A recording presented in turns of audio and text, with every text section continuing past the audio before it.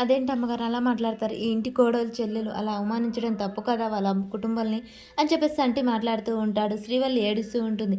చాముండి నోరు మూసుకో, అడ్వైజ్ లేకు, పనడివి పనోడి తీరుగా ఉండు. మాకే నీతులు చెప్తావా? మా ఇంటి విషయంలో నువ్వెవడురా కలగజేసుకోవడానికి? పని పీకి పారేస్తాను. నోరు మూసుకొనుండు అనగానే చంటి మాట్లాడిన దాంట్లో తప్పు లేదు. చంటిని అనడం కాదు. అసలు మీరెవరు మా చెల్లి గురించి మాట్లాడడానికి? మీకేం అర్హత ఏంటి? నీకు వాడి సపోర్ట్, వాడికి నీ సపోర్టా? ఏంటమ్మా ఈ విడ్డూరం అని చెప్పేసి భవతి అంటూ తప్పుగా మాట్లాడుతూ ఉంటుంది. చూడండి, అసలు మీరు నా పుట్టింటికి వెళ్ళి పోవడానికి కారణం ఏంటి అని చెప్పి సింధూర్ అడుగుతూ ఉంటుంది. నీ పుట్టింటి కాదు, నీ పుట్టింటి ఏమైనా పెద్ద మహారాజా, జమీందారు కుటుంబమా? అసలు నిన్ను తీసుకురావడమే ఈ ఇంటికి. అసలు నువ్వు ఇక్కడికి ఎందుకు వచ్చావే? ఇక్కడి నుంచి వెళ్ళిపో, కాళ్ళు విరగొడతాను ఇంకోసారి ఇక్కడికి వచ్చావంటే. అసలు నీ స్థాయి ఏంటి, మీరేంటి? మా చెంచలమ్మతకు అవమానిస్తారా? అసలు గేటు దగ్గర నిలబడడానికి అర్హత లేని మీకు ఇంట్లో స్థానం ఇచ్చింది. అలాంటిది మా అక్క చెంచలమ్మ కాళ్ళ దగ్గర పడి ఉండకుండా మా అత్తని అవమానిస్తారా? ఎంగిలాకుని తెచ్చి బంగారు బెల్లంలో పెట్టినట్టు నిన్ను తీసుకొచ్చి ఇంటికి కోడలుగా కూర్చోబెట్టింది మా వదిన. అలాంటి దాన్ని నువ్వు అవమానిస్తావా? నీ తల్లిదండ్రులు ఈ ఊరిలో ఉండి ఇలా చేస్తారా? అలా చేస్తుంటే మేము అస్సలు ఊరుకోం అని చెప్పేసి మాట్లాడుతూ ఉంటాడు. చంటి ఏం మాట్లాడకుండా మౌనంగా ఉంటాడు. చూడండి, నా పుట్టింటిని అనడానికి మీకు అర్హత అస్సలు లేదు అని చెప్పగానే, ఏంటే నువ్వు ఇంకా ఇక్కడే నిలబడ్డా? వెళ్ళు, లేకుంటే కాళ్ళు విరగొడతాను. శ్రీవల్లి, నువ్వు భయపడకమ్మా, ఇక్కడే ఉండు. లేదక్క, ఇక నేను వెళ్ళొస్తాను, పర్వాలేదు, నేను వెళ్తాను అని చెప్పేసి శ్రీవల్లి ఏడ్చుకుంటూ వెళ్తూ ఉంటుంది. అసలు మీరు మనుషులేనా? ఏం మాట్లాడుతున్నారు? చిన్న పిల్లని అంత అవమానిస్తారా? నా పుట్టింటిని అవమానిస్తారా? అసలు మీరు ఏమనుకుంటున్నారు? ఏ సింధూర, నోరు జాగ్రత్త.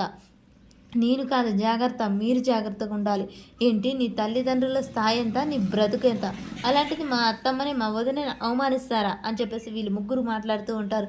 సింధూర వీళ్ళ మాటలకు చాలా కోపం వస్తూ ఉంటుంది. నేను కాదు నోరు అదుపులో పెట్టుకోవాల్సింది, మీరు నోరు అదుపులో పెట్టుకోండి. ఒళ్ళు జాగ్రత్త. అలాగే సింధూర అంటే ఎవరనుకున్నారు? చెంచలమ్మ కోడలు. నా స్థానం అది, అర్థమైందా అనగానే చెంచలమ్మ బయటకు వస్తూ ఉంటుంది. చెంచలమ్మ వీళ్ళ మాటలు వింటుంది. చూడండి, మీరు నోరు జారితే నేను నోరు జారగలను. సింధూర కాదు, ఈ చెంచలమ్మ కోడలుగా ఇంట్లో అర్హత నాకుంది, మాట్లాడే హక్కు నాకుంది. ఇంకొకసారి ఒళ్ళు జాగ్రత్తగా పెట్టుకుని మాట్లాడండి అని చెప్తూ ఉండగానే చెంచలమ్మ ఇక్కడికి వచ్చి వీళ్ళ మాటలు వింటుంది.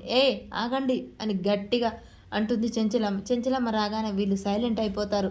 అసలు ఏం జరుగుతుంది ఇక్కడ, ఏమవుతుంది, అసలు ఎందుకు, ఎవరు ఏమంటున్నారు అని చెప్పేసి చెంచలమ్మ గట్టిగా మాట్లాడుతూ అక్కడికైతే వస్తుంటుంది. వదిన, చూసావా, నీ ముందే నీ కోడలు ఎన్ని మాటలు అంటుందో? పెద్దవాళ్ళ అన్న గౌరవం లేకుండా మమ్మల్ని నోరు అదుపులో పెట్టుకోమంటుంది, ఒళ్ళు భద్రంగా ఉంచుకోమంటుంది. వదిన అసలు ఏంటి, మేమంటే ఇవి ఇంట్లో లెక్క లేదా, విలువ లేదా అని చెప్పేసి మాట్లాడుతూ ఉంటుంది.